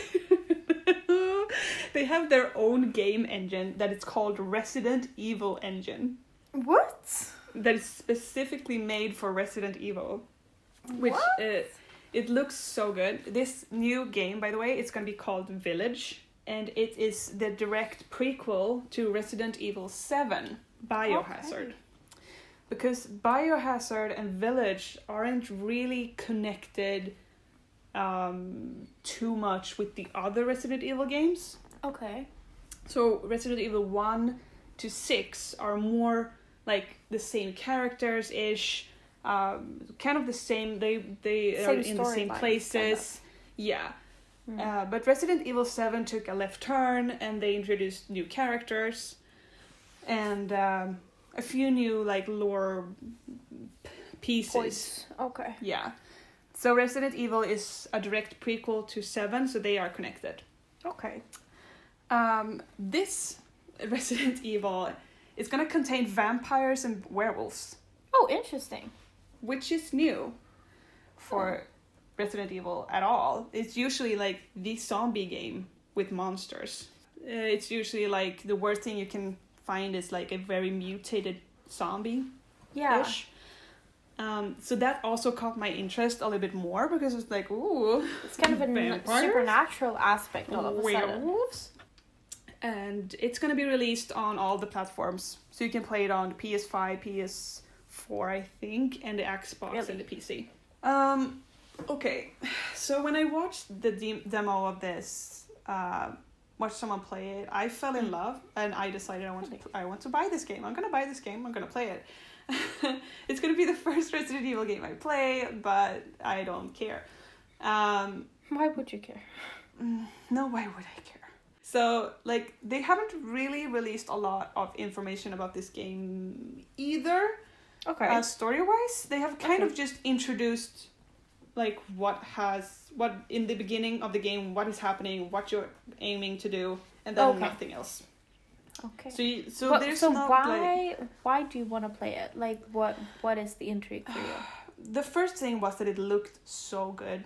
It looked so fluid. It looks so nice. Like the engine is amazing. It looks like a picture of a real life thing. That's insane. We have to put up a picture of that as well. Oh, of course.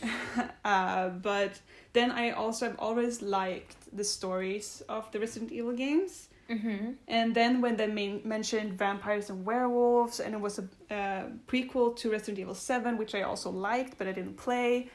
I felt like I just felt like yes, I'm gonna play this. I just felt a big yes. A big I'm gonna play this. A big yes. Interesting.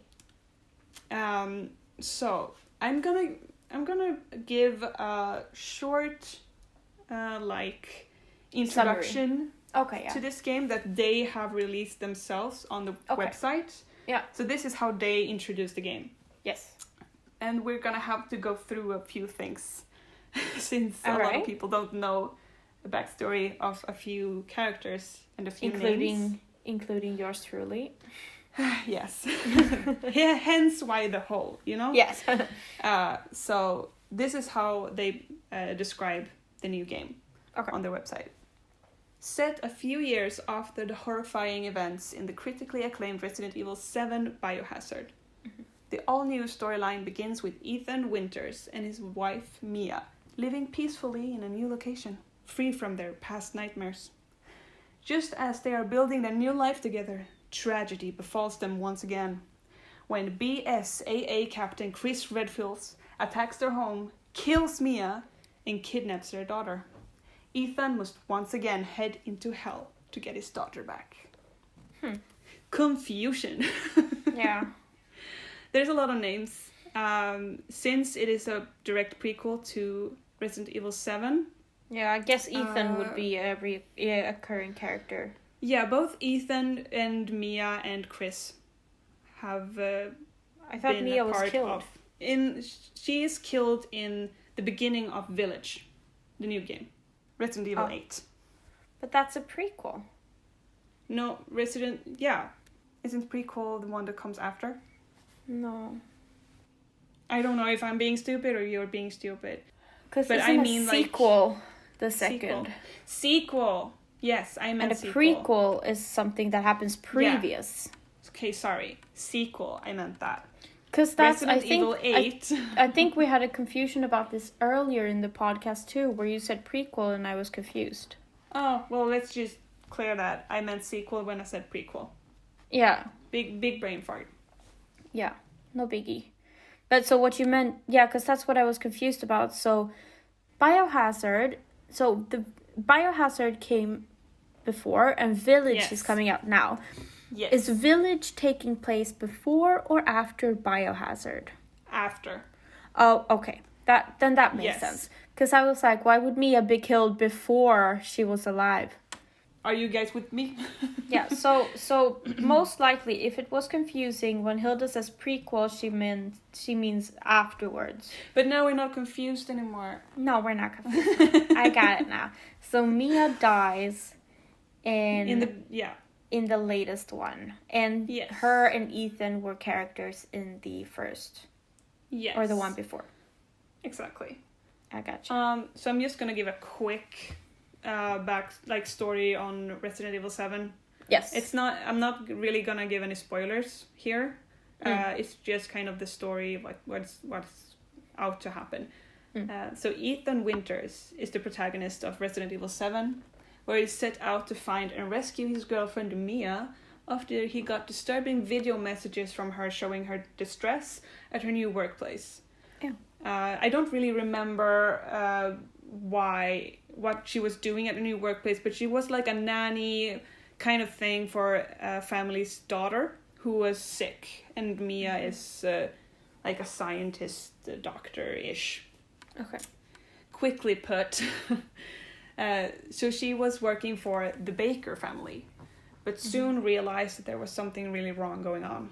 Ethan heads to the Baker estate and fights through the nightmares that occupy the estate to rescue his girlfriend, Mia. And then she fucking dies later. Yeah, exactly. It's all for nothing. Shit. I went through all of that. Just for you to die? And that is also a hot tip if you want to watch like a Let's Play that is it's very like horror, it's action-filled, good story. Resident Evil 7 is great to watch or play by yourself. Yeah, or with a friend if you're scared of the dark. I'm not gonna play it by myself, but I might watch a Let's Play because it sounds interesting. Yeah, it's a very good game. So like I said, the new game begins with Ethan and Mia thinking that they are fine. Like, what could go wrong now? They're even like protected by a kind of secret task force that picks them up in the end of Resident Evil 7 and saves them. And with this task force that saves them is Chris Redfield. He's the one that kills Mia later. Exactly. Gotcha. So he is also the one that later on attacks their home, kills Mia, and kidnaps their daughter. Which like makes you a bit confused because this guy Chris, he is a reoccurring character ever since Resident Evil 1. Why would you be buddies and then just attack my kid? He has been like the good guy in all of the games. This feels like a reoccurring thing for us today with Fable and with Dragon Age. And it's just betrayal all over the place. I know, right? It's 2020 is rubbing off. Yeah. Betrayed by a whole year. But But so we get very confused by this. He has always been like the good guy. He saves them in the end of Resident Evil 7, and then he just like he even protects them, like keeping them safe as they try to live their normal lives. But then this happens. What the fuck? So Ethan is heading to save his daughter, pretty much. That's like the main goal of the game. And that brings him to Romania. Oh. For some reason. Romania. And he is heading towards a castle in Romania, a village in Romania. Okay, now I see the vampire thing going. Yes. I gotcha. And this is the Castle Dimitrescu. Mm-hmm. I'm butchering that name, but I don't care. And we don't really know what led him here.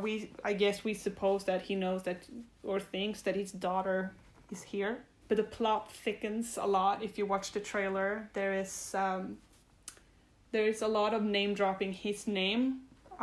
Like the villains talks about him a lot, and that makes you think that he has a bigger part in this than he actually thinks, and the plot thickens. Interesting.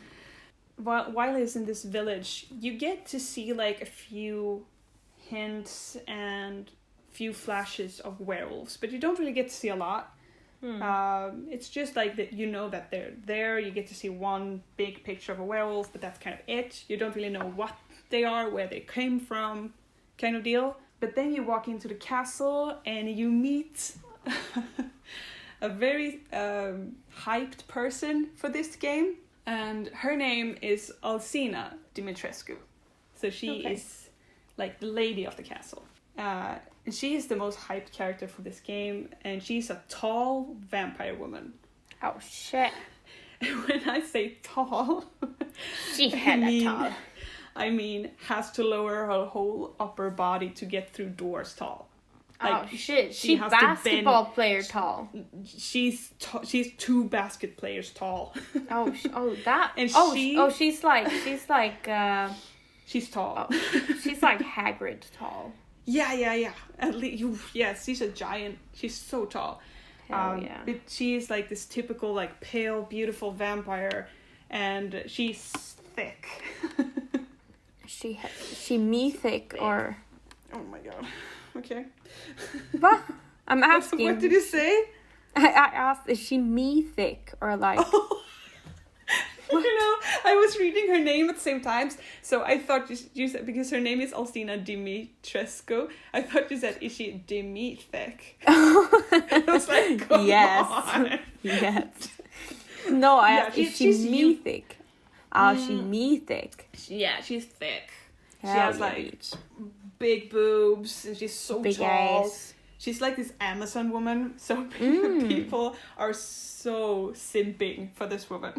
Thirsty as hell. And we seem to believe that she is the main villain of the game. And that's pretty much what we get to see. We know she's a vampire because they kind of tell us so. She has daughters that are also vampires, chosen vampires that are like the occurring mobs that you get to encounter in the game all throughout. Right.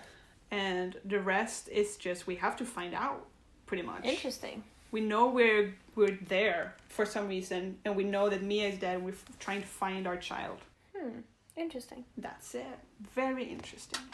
So random doing that whole like that whole gothic vampire vibe in Resident Evil. I hadn't really expected that. Yeah. Because when I like saw the thumbnail or pictures of it, I didn't directly realize that it was Resident Evil. Because it was so, like you said, gothic and vampire-esque. Like very Victorian-esque style of the house and castle and stuff like that. But it looks amazing. And in the demo, you kind of get to walk around. You wake up in the prison cellar in the castle. It's unclear how you got there, but you see a note in between the brick of the wall. It describes your way out and wishes you good luck. And it tells you to watch out and hide from them. Crazy night. Great. So you need to escape. And pretty much that's the demo. They just kind of show you the controls a bit and scare you a little bit. Show you Alcina as well and show you how tall she is. How fucking tall she fucking is. Yeah, it's gonna it looks amazing. And I can't wait for them to actually do this turn. But then I also have like this, I feel like they are vampires and werewolves because of this famous Resident Evil zombie virus for some reason. That this has something to do with it either way in the end. It's like a Romanian mutation. Like, yeah, because doesn't Resident Evil take place in America like pretty much every other game does? America as well as Japan. Oh, okay. A lot, I think. Because I was thinking maybe that would be like the European version. No. We don't become zombies, we become beautiful vampires. Yeah, but maybe. Like, it's like a mutation that has spread to Europe or something. Yeah.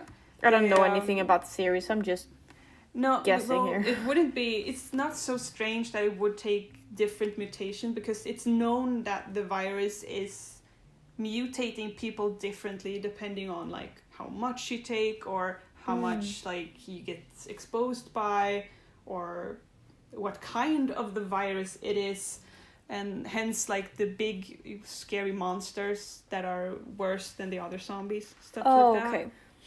So it wouldn't be crazy if the virus had mutated in some kind of way that made people into vampires, or vampires, not the one that we think is vampires, but they another eat sort flesh, of vampire. like zombies, they drink blood, stuff like that. Yeah. And werewolves might also just be a mutated kind of monster that looks like a werewolf. Who knows? I don't know. It might be. But I am so excited for this game. That's an interesting turn that they took. Yeah, it is. It's going to be interesting to see. I can't wait. And it's the closest one for release. Except for the Sims pack, which at this point has already released. Yeah.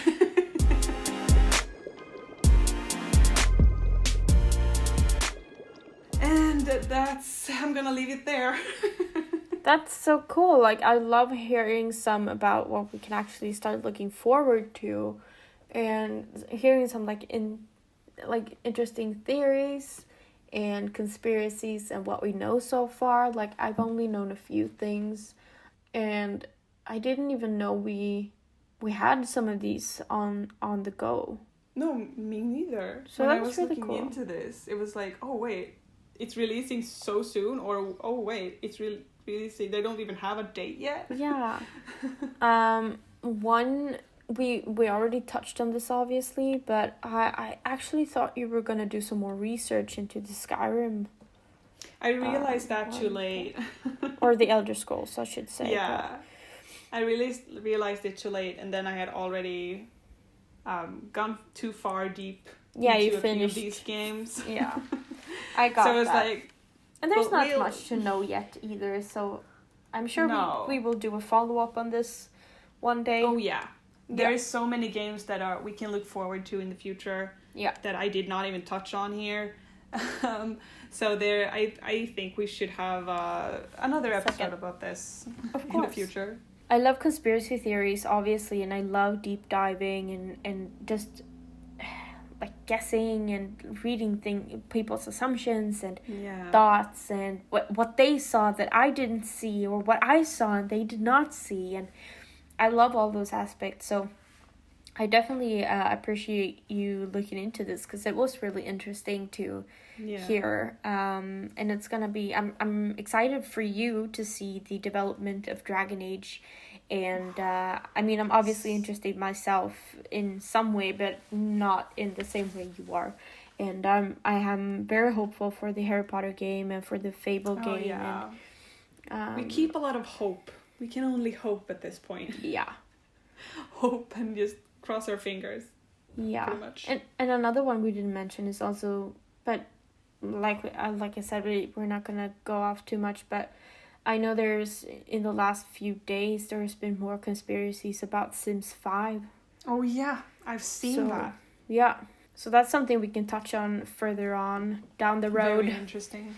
We already have 2 games we have to talk about, so. Yes. So we'll definitely come up with more and do this episode soon again. Oh, yeah. We've talked for a long time. Fun. Yes, we have.